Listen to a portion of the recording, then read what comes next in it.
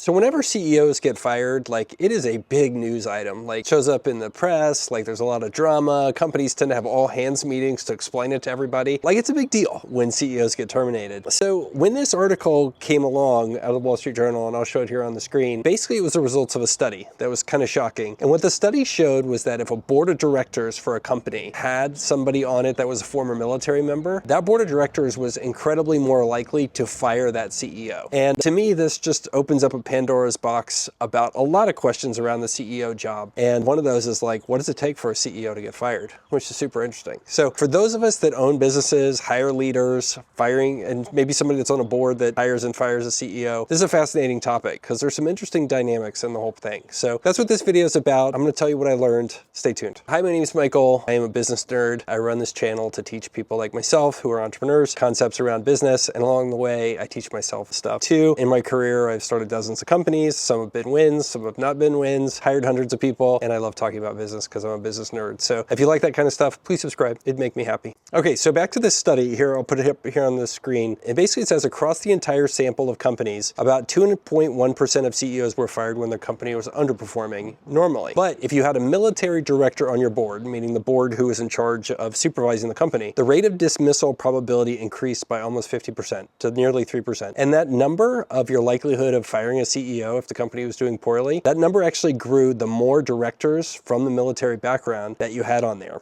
And by the time you added 2 directors or 3 directors, you had a 5.2% chance in any given month of getting fired. So just a fascinating insight into the dynamic that if you have a military member on your board, like the CEO is much more likely to get fired. So I went and dug into like some of the dynamics around CEOs getting fired in general. And here's the first thing I saw. The higher up you go in an organization, and here's this chart from Fortune, the Fortune 1000 in 2018 to 2022. The higher up you go inside of organizations towards the CEO role, the less likely you are to get fired. In other words, the longer people tend to stay in those roles, the higher you go up in organizations. So that's kind of our first data point here. Like CEOs tend to stick in their role for a really long time compared to virtually any other role on average. And here's another data point here. What's happening with job hires and separations in the United States is changing in relation to what's happening in the economy. People are getting hired less, they're also leaving their jobs less. And that's happening month after month over the past 24 months. But even though that's happening, CEO turnover is spiking. So we went from CEO being the lowest turnover role inside of a company by and large to a situation where turnover is going way down inside of companies, but CEO turnover is spiking. So super fascinating what's going on there. And it's not specific to any particular region, but it's interesting what's happening. Employee turnover is actually the highest in the South, Midwest, and the West of the United States. So I don't know if that's like super relevant to this discussion, but it's a fascinating data point. So why do CEOs stick around so long in their jobs? It's actually interesting. The higher you will go up in the organization, the more time the organization also spends to try to hire for that role. So here in the case of an executive level person, an average organization might spend 4 months on average trying to hire for that role, whereas just like an entry level person, they may spend 30 days. So to some extent, maybe some of this is explained because they've spent more time vetting these particular candidates to hire a CEO and stuff like that. Therefore, like they have a lower failure rate. Well, maybe. But back to this question of like, why, if you have military people on your board, are you more likely to have your CEO get fired when your business underperforms? And people, as they started to dig into this, started to talk about the ideas of leadership and accountability that happened in the military. And so there was a famous general, George C. Marshall. You may remember him because he designed the Marshall Plan. That's how we rebuilt Europe after World War II. And he wrote the following line. He insisted that a general officer be immediately relieved if found less than outstanding. In other words, like you either performed under Marshall's kind of approach to stuff or you got out. And I talked about this idea on Twitter, and my buddy Rich Jordan, I'll put up his tweet here. He replied to me when I started to talk about this particular article, and he's a former military guy. And Rich, who runs a business now, he said, the commander is responsible for the overall performance of their unit. And I think what's interesting, what's going on here is the culture of the military and the way they approach things in terms of accountability for leadership. It shows up in these boardrooms of these companies. And another thing that happens that's super interesting in the military is you go into roles often expecting that your tenure is finite, like it's going to end at some point. Typically, appointments are a couple years. There might be a few that are a little longer, but you go into a role, you do a tour duty, and you leave as a leader. So people expect that your appointment isn't a permanent thing. On the other hand, we tend to approach the way we hire people in commerce, in the regular business world, expecting people might be there forever for the rest of their career. Like we don't ever say, hey, this is a 3-year job and you're going to get out. The average tenure of a CEO in 2023, because we have these people come into these CEO jobs saying you might be the CEO forever or until you retire, is 8.1 years. And it actually gets even worse in these big companies. So here's a chart of the large cap CEOs. And basically, this is around 2022. I pulled this data up from. Basically, they looked at how long these people have been in their jobs. 39% had been in their jobs for 1 to 5 years, 28% for 5 to 10 years. And then you start to see some of these people that have been in these jobs for decades. Over 20 years, 8% of large cap CEOs have had their jobs. Just this kind of crazy difference in how the commercial world appoints CEOs, meaning, hey, you may be here indefinitely or until you retire. Whereas the military says, hey, we expect that this isn't going to be your job forever. And so to go back to this culture that the military has, where they basically say that you're either doing the job good or you're out and it's somebody else's turn. A lot of this comes from this guy Marshall, right? He's kind of a famous general now, but he led a lot of the transformational work to right size and right shape the military back in the mid 1900s. And you know, he went through and he was very demanding with people. And here's a great story of what he did. Here's, as transformational leaders do, Marshall began by focusing on people. He truly was ruthless in getting the right people in the right jobs and the wrong people out of them. And when Brigadier General Charles Rundle insisted that the Army's training manuals could not all be updated in 3 or 4 months and instead require 18 months to do it, Marshall twice asked him to reconsider that statement. It can't be done, Rundle repeated. And then Marshall replied, I'm sorry, then you are relieved, which means he was out of a job. And so people have tried to bring this military idea of you either perform or you get out to the commercial world. And Peter Drucker is kind of one of the famous early writers about business. And he tried to bring this back in as early as 1967. And he wrote, it is the duty of the executive to remove ruthlessly anyone, and especially any manager who consistently fails to perform with high distinction. In other words, you're either performing really well in Drucker's world or you're getting out. And he goes on to talk about how this like corrupts other people in the organization. And he says, to let such a man stay on corrupts the others, which to me is one of the most painful things. We talk about this idea that if you're an A player and there's a B player or a C player weighing you down, like it's incredibly frustrating.